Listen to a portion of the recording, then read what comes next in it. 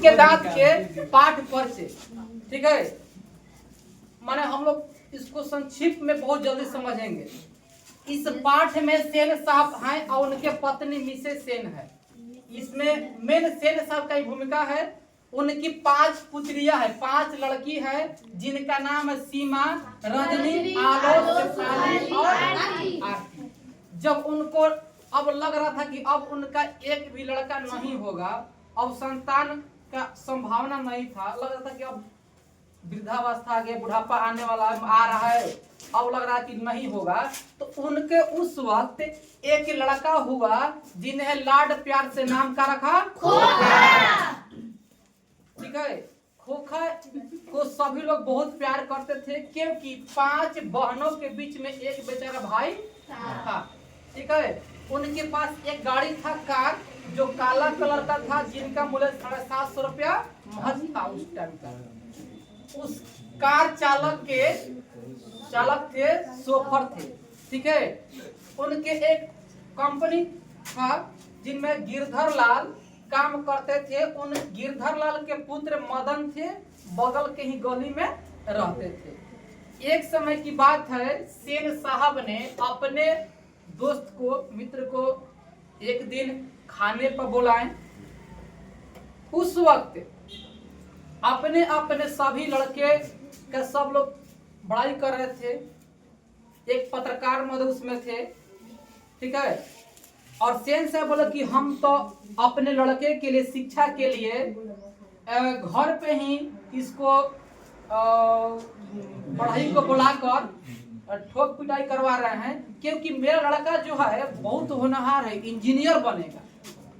ठीक है, वैसा उसमें काबिलियत कुछ था नहीं, क्योंकि अच्छे वस्तु को तोड़ फोड़ देता था। ठीक है, लेकिन सेन साहब इतने पैसे में अंधे थे, उनको नहीं लगता था कि मेरा बच्चा जो है ये बर्बाद कर रहा है। ठीक है, और अकेला था, लाड प्यार में इतना बला था। उसमें से एक पत्रकार महोदय बोले कि हम तो अपने लड़का को जेंटलमैन बनाना चाहते हैं। ठीक है, हम अपने लड़का को नेक आदमी, नेक माने का, अगर किसी को कोई समय पर कोई जरूरत हो तब प्रदान करे, अभी ना कि खाली अपने में घमंड में रहे, नहीं, किसी का भलाई करे, अच्छे व्यक्ति हो, नेक काम करे। ठीक है, एक समय की बात होती है, उसी टाइम जब बात हो रही थी, तो क्या होता है कि मदन जो है, जो सेन साहब की गाड़ी है, उस गाड़ी को टच कर देता है, माने छू देता है।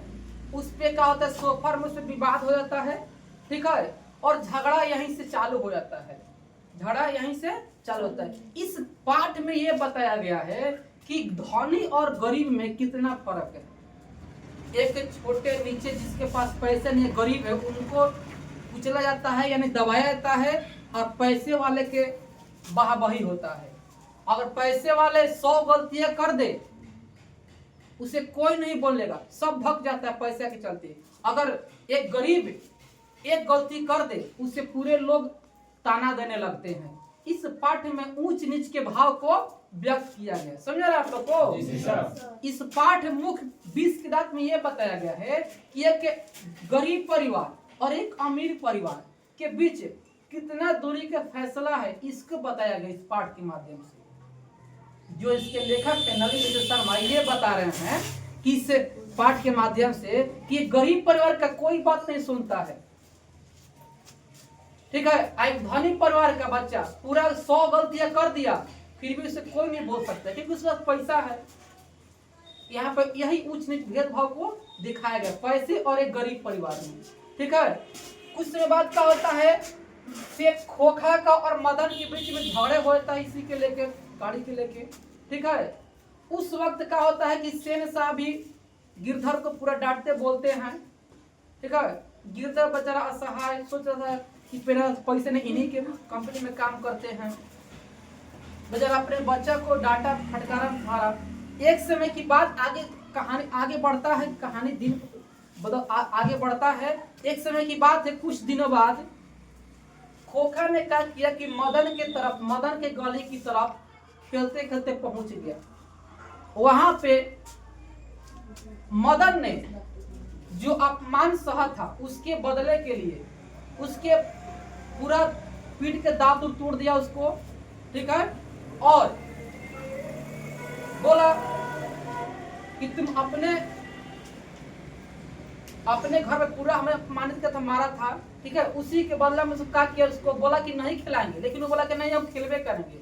उसमें भी अहंकार पूरा के पूरा दिख रहा था कि मेरे पिता पैसे वाले हैं, मैं धनी मनी हूँ, मैं किसी को जो भी मैं कहूंगा वही सही है, बाकी सब गलत है। इसके अंदर वो भावना था, ठीक है। इस अहंकार की वजह से मदन पीटा, उसको दांत तोड़ दिया।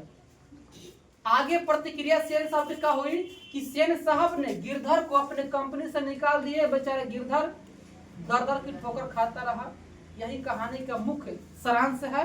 आई होप आप लोग इस समझ में आ गया होगा, ठीक है। आगे भी वीडियो शेयर करिएगा और लाइक शेयर करिएगा, आगे भी हम आपके साथ जुड़े रहेंगे।